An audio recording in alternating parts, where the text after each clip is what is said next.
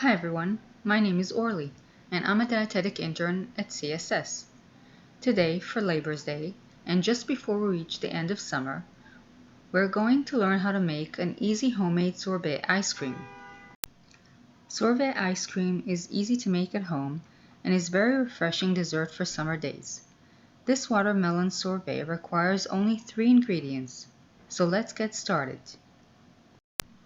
We'll start by cutting the watermelon.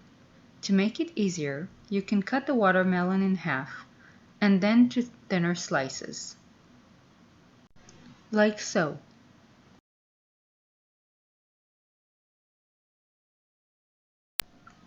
Now we'll cut each slice to smaller pieces, and then to smaller cubes.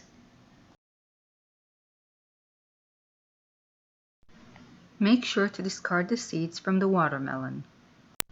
Once you've finished cutting all the watermelon and discarding all the seeds, transfer the watermelon onto a plate. Now we will freeze the watermelon cubes overnight. After we freeze the watermelon and the cubes are solid, we can now transfer them to a blender.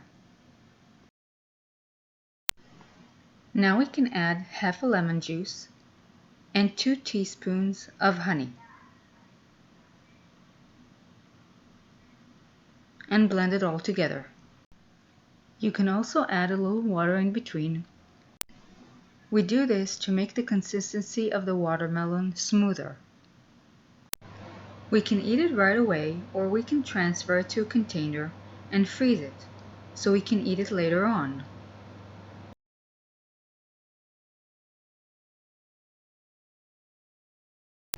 When we are ready to eat, we can scoop the ice cream sorbet into a serving dish and enjoy a fresh summer dessert.